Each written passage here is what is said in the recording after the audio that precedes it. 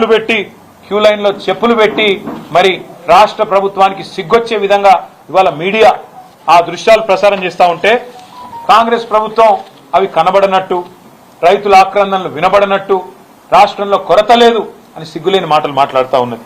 మొన్నటిదాకా విత్తనాల కొరత, తర్వాత సాగునీటి సంక్షోభం, కరెంటు కోతలు మరొక వైపు, కొనుగోళ్ల లేమి మరొక వైపు, ఇప్పుడు ప్రస్తుతం ఎరువుల కొరత. ఈ కాంగ్రెస్ ప్రభుత్వం యొక్క నిర్వాహకం వల్ల రైతుల్లో ఇవాళ వాస్తవానికి ఆగ్రహావేశాలు కట్టలు తెంచుకుంటా ఉన్నాయి.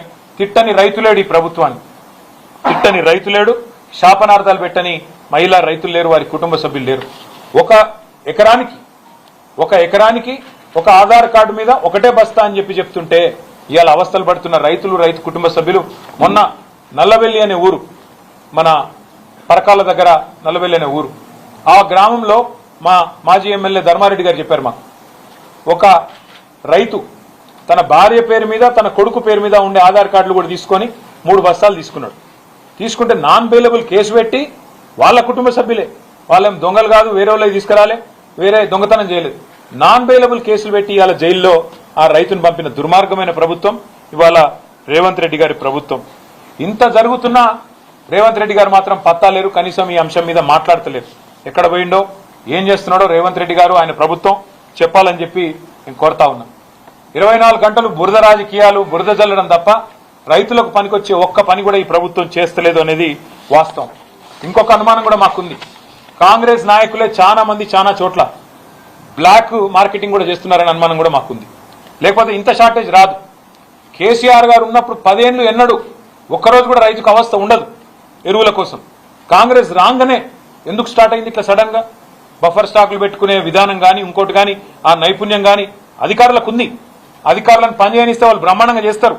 కానీ మా అనుమానం అయితే ఖచ్చితంగా ఈ బ్లాక్ మార్కెటింగ్ ఏదైతే జరుగుతున్నదో, ఇవాళ బ్లాక్ మార్కెట్ లో ఎరువులు అమ్ముతున్నారో దాని వెనుక కూడా కాంగ్రెస్ వాళ్ళు ఉన్నారనేది మా అనుమానం.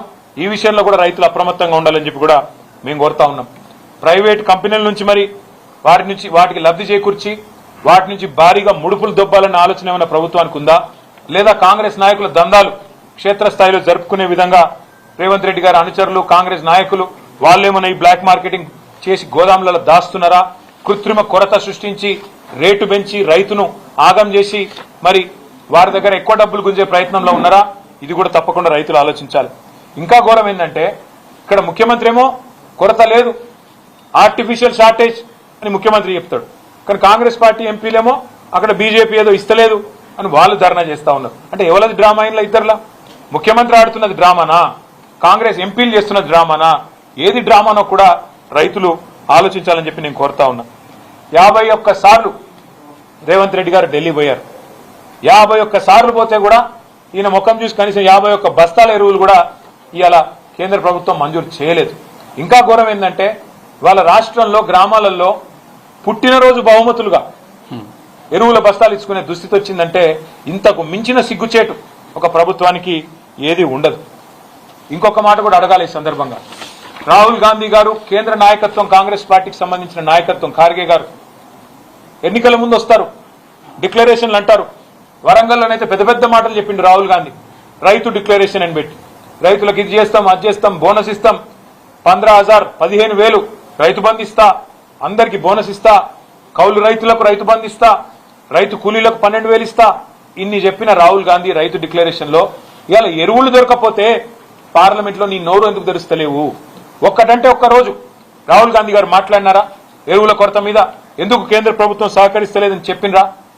ఇది ఒక్క మాట కూడా అడగలేకపోతే కేంద్రంలో ఉండే కాంగ్రెస్ పార్టీ ప్రధాన ప్రతిపక్ష నాయకుడు గాని అట్లాగే 8 మంది ఎంపీలు గాని మీరు ఎందుకున్నారు అని ఇవాళ తెలంగాణ రైతులు అడుగుతా ఉన్నారు. 10 ఏళ్లలో లేని సమస్య, 10 ఏళ్లలో రాని సమస్య, 10 ఏళ్లలో రాని కొరత ఇవాళ సడన్ గా ఎందుకు వచ్చిందని చెప్పి మేము రాష్ట్ర ప్రభుత్వాన్ని అడుగుతా ఉన్నాం.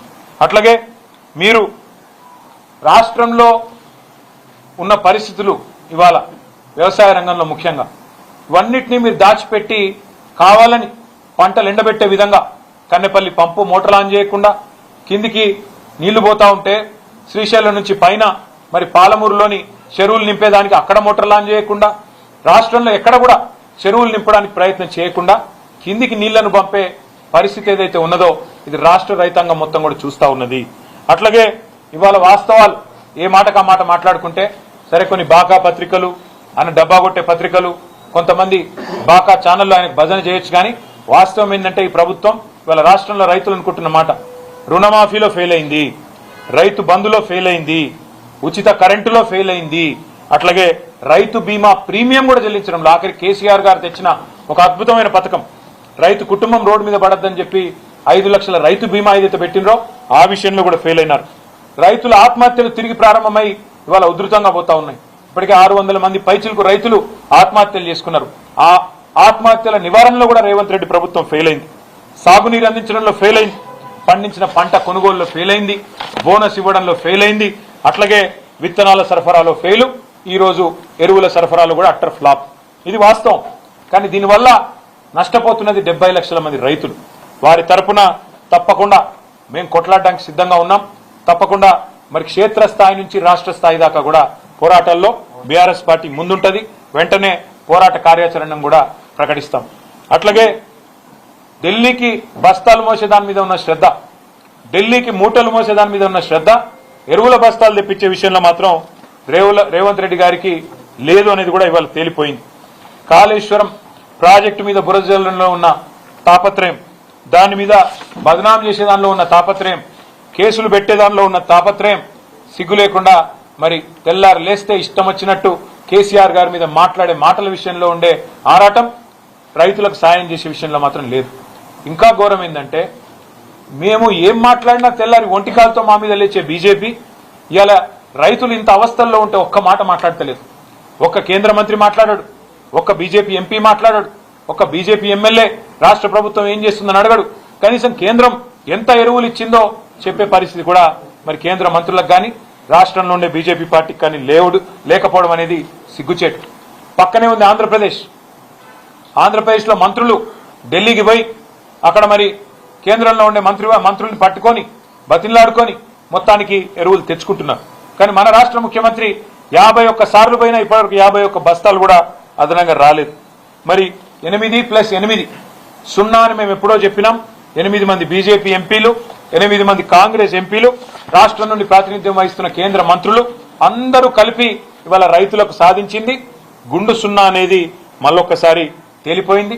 2 పార్టీలు కూడా కాంగ్రెస్ బీజేపీ ఎరువుల విషయంలో రైతులను మోసం చేయడంలో దొందే అనేది స్పష్టంగా తేలిపోయింది. ఇవాళ వాస్తవం కేంద్రంలో ఉన్న బీజేపీ ప్రభుత్వం మంచిగానే ఇస్తున్నది, కానీ కింద రాష్ట్ర ప్రభుత్వం పంచలేదు. ఏమైతుందో ఇక్కడికి వచ్చినాక యూరియా అని ఇక్కడ బీజేపీ ప్రెసిడెంట్ చెప్తున్నాడు. అంటే బ్లాక్ మార్కెటింగ్ జరుగుతుందని చెప్తున్నావా? కాంగ్రెస్ మధ్యలో యూరియా తింటున్నారని చెప్తున్నావా? మరి తింటుంటే నీ ప్రభుత్వం ఏం చేస్తుంది బీజేపీ ప్రభుత్వం అని మేము అడుగుతా ఉన్నాం. అట్లాగే మరి పార్లమెంట్ లో చెప్తున్నారు మేము తగినంత మొత్తంలో సప్లై చేసినామని చెప్తున్నారు. మరి బ్లాక్ మార్కెటింగ్ జరుగుతుందా? మీరు వెంటనే కేంద్ర వ్యవసాయ శాఖ అదేవిధంగా కేంద్రంలోని సంస్థలు చర్యలు తీసుకోవాలి. బ్లాక్ మార్కెటింగ్ ఎవరైనా నమ్మితే వెంటనే జోక్యం చేసుకోవాలి. రాష్ట్ర ప్రభుత్వం చేస్తున్న ఈ దందాల మీద కూడా దృష్టి పెట్టాలి. ప్రైవేట్ కంపెనీలకు లాభం లభించే విధంగా, వారికి లాభం చేకూరే విధంగా